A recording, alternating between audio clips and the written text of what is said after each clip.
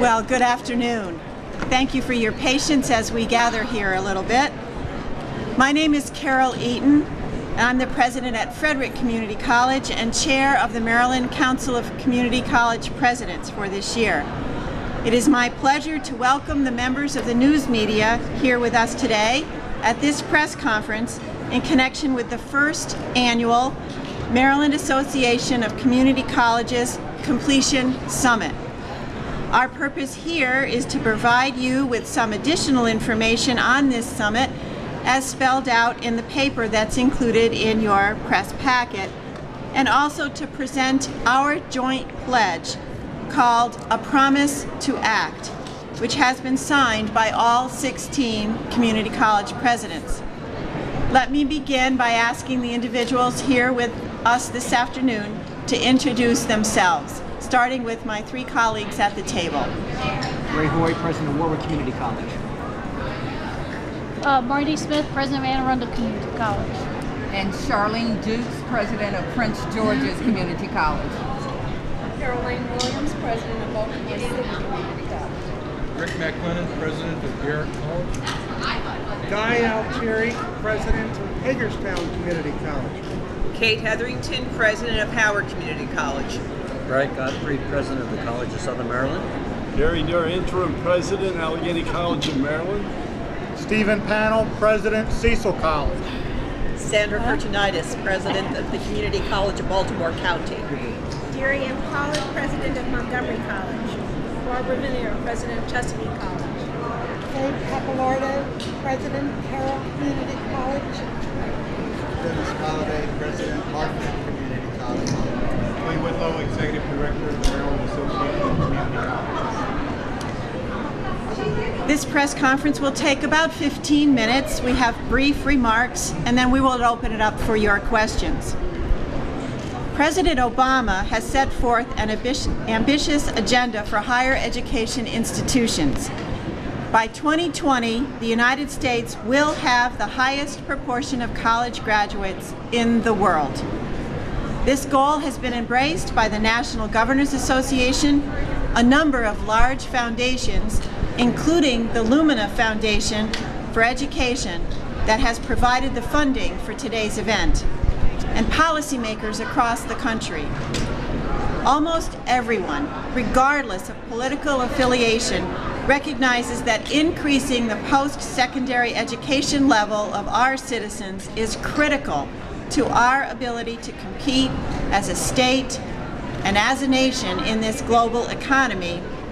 And certainly it is critical to individuals finding jobs that pay a living wage. This is clearly not solely a community college issue. It is important to increase educational attainment at all levels, from community college occupational certificates to doctorates. It is also important to engage our partners in K-12 and the business community. However, we believe that community colleges must play a major role if we are to achieve this goal in Maryland and indeed across the country.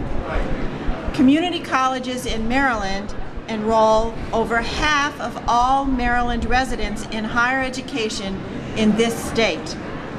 Community college students tend to be more low income and facing many barriers to attending college. Achieving this goal in Maryland will require us to focus on adults who are already past high school age but have not yet attained a post-secondary credential. In fact, the average age of community colleges in Maryland is about 27. Maryland's 16 community colleges, through their respective presidents here today, are ready to pledge our collective effort, as embodied in a promise to act, to do our part to increase the number of Maryland citizens who have a post-secondary credential, meaning a degree or a certificate, so that they can compete for jobs in this knowledge-based economy, and in the process make our state and our country stronger. Quoting briefly from A Promise to Act, "We will remain true to the mission of community colleges and will be uncompromising in our commitment to the academic and intellectual integrity of the programs we offer and the students we educate. We will work tirelessly to advocate for a policy agenda at the local, state, and national levels that supports access, opportunity, and success.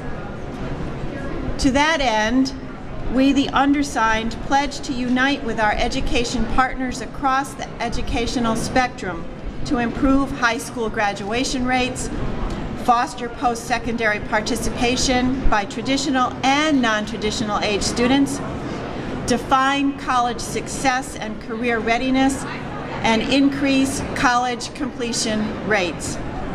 Furthermore, we pledge to engage faculty, staff, business leaders, local and state government, and key stakeholders in the development and implementation of strategies to actualize this promise to act. With those comments by way of overview, I will now call on my colleagues who represent our small community colleges, our large community colleges, the Eastern Shore, Greater Washington, D.C., to give you some additional perspective on these issues. We will begin with my colleague, the president of Warwick Community College in Salisbury, Dr. Ray Hoy.